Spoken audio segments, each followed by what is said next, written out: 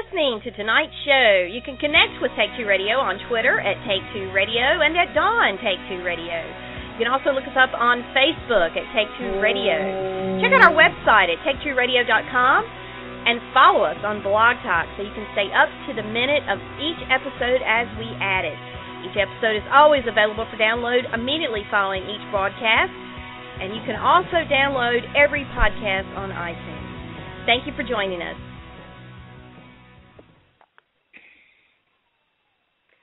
Thank you for joining us at Take Two Radio. I'm Pam, your host.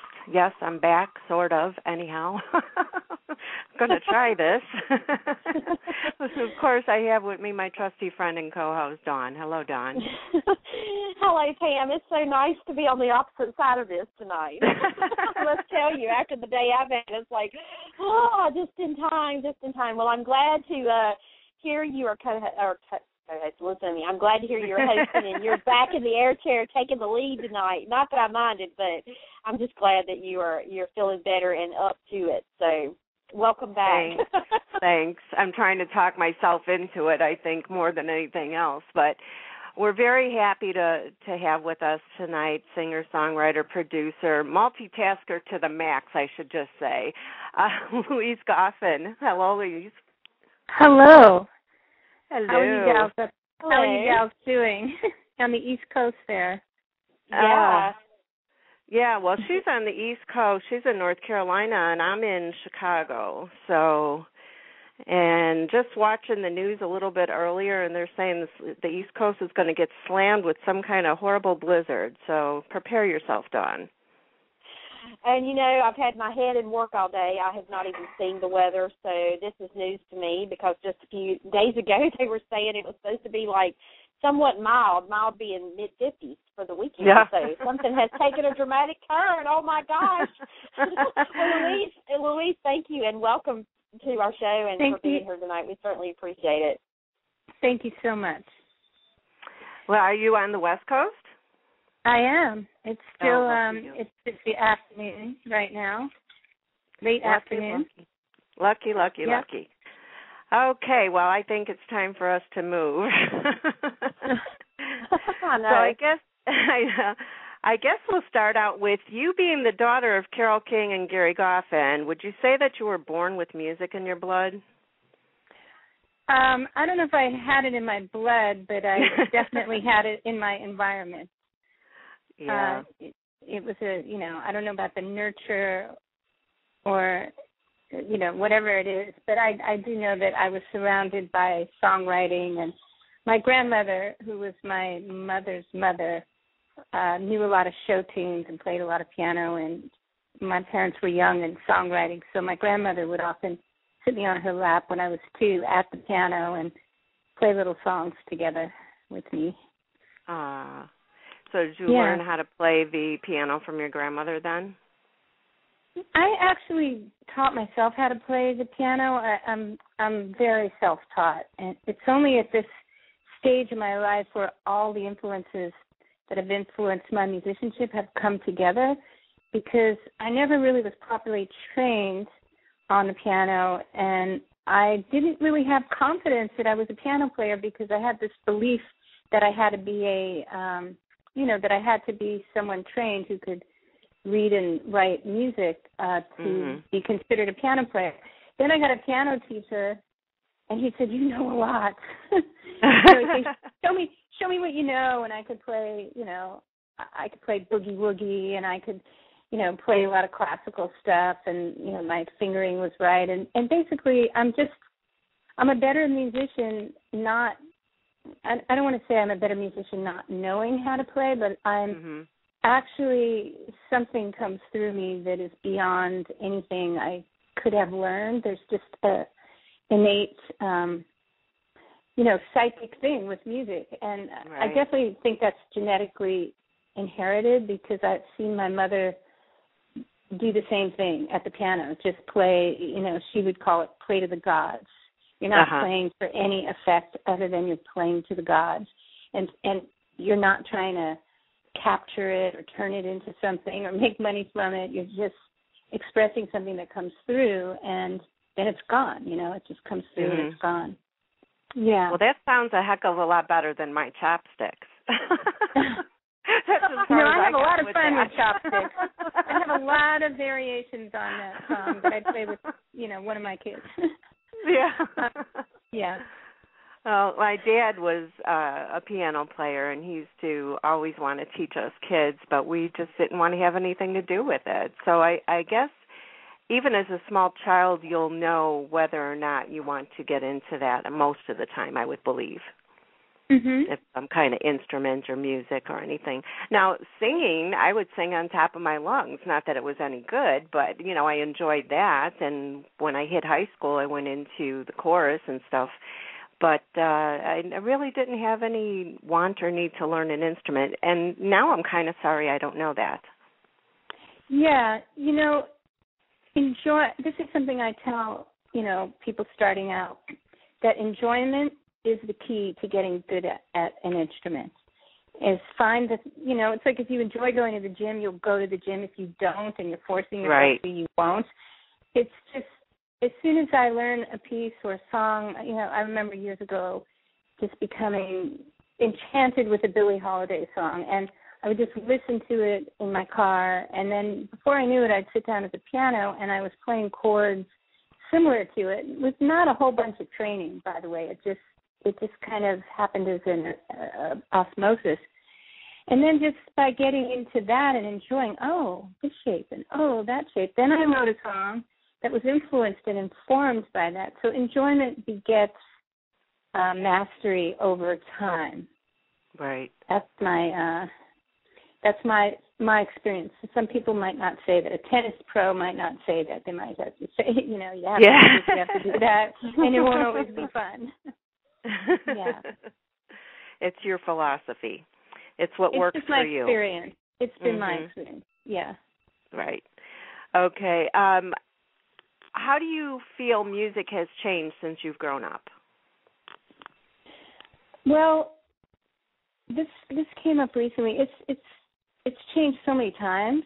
Really, it's not just a one change. There's actually a lot about music that has remained the same, which is, for me, music is always first and foremost about the song.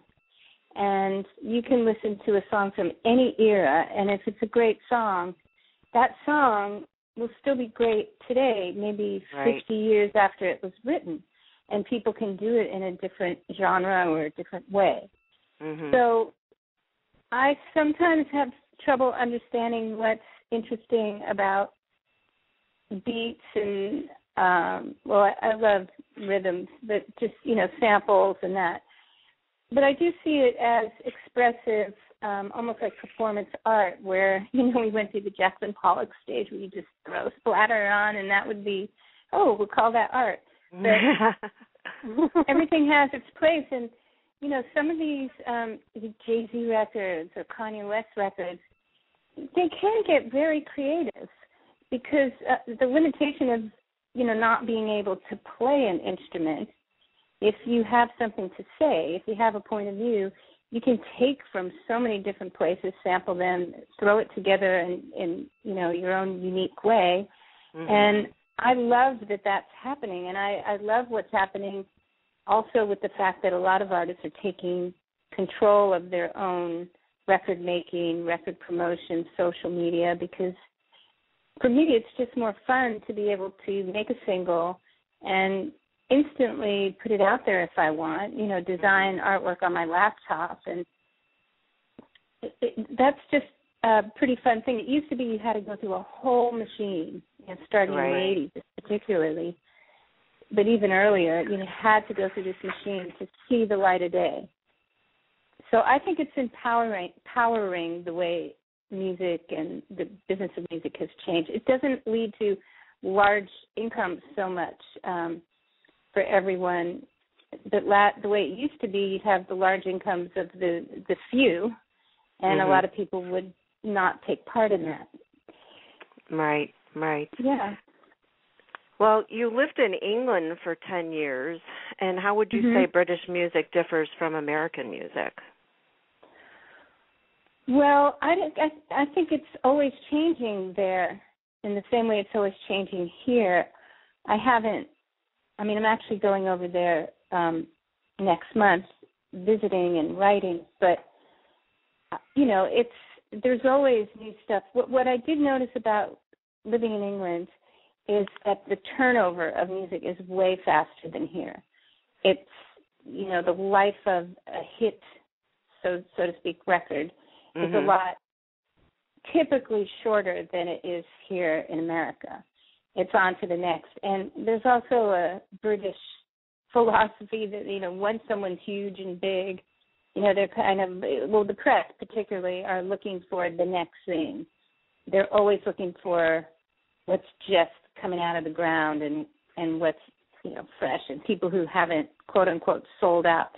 That was what was going on when I lived there, and I don't know if it still is, but generally the media, the press, has a bigger effect on record sales there than here because it's a smaller community, and, you know, there's just a few stations of television, and people read the same publications. Yeah. John? Well, Louise, I wanted to ask you, you know, you produced your mom Grammy-nominated album, A Holiday Carole, and I was just curious, you know, what was it like working with her in that capacity, being, you know, the producer of her album? It was a really great experience. It wasn't something that I thought, you know, my first reaction wasn't, wow, this is going to be great. My first reaction was, can I do this successfully? You know, can I have a positive experience, and will this be a positive experience for the both of us? And I really meditated on it. I really searched my intuition on it. And I definitely didn't want to come in being someone who worked for her who couldn't use her skills, and I wanted to bring my full self and musical ears into it.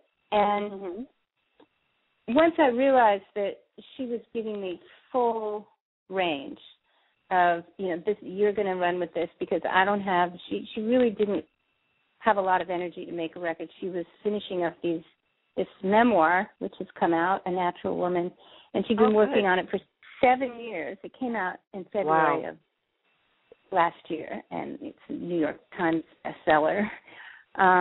Really great story, and, you know, written by her, not ghostwritten. She's a good writer, and she's a funny writer. And that New York, you know, street-wise way. She just wanted to get that done. She said, you know, I've been working on this, and I just need to finish this and finish that. And she doesn't even live in L.A., so it was, you just do this record, and we'll meet, and when I come out, I'll do vocals, and then I'll leave, and you'll work on the tracks. And so that's what it was. And the first half of the record was, you know, it was a little difficult because I didn't have her around to sing as much as I would have liked to. So I'd have to work with, you know, a few vocal takes. And but I'm quite good at, you know, I'm a very persistent person, especially when it comes to music. Like, when I hear something, and I've sometimes used the word perfectionism, but I actually don't think it's perfectionism. I think it's a level of excellence that you can use, you know, as an expression for anything artistic. You know, when those skills are applied to life, it becomes perfectionism. But I really heard where things could be, and just used every resource I had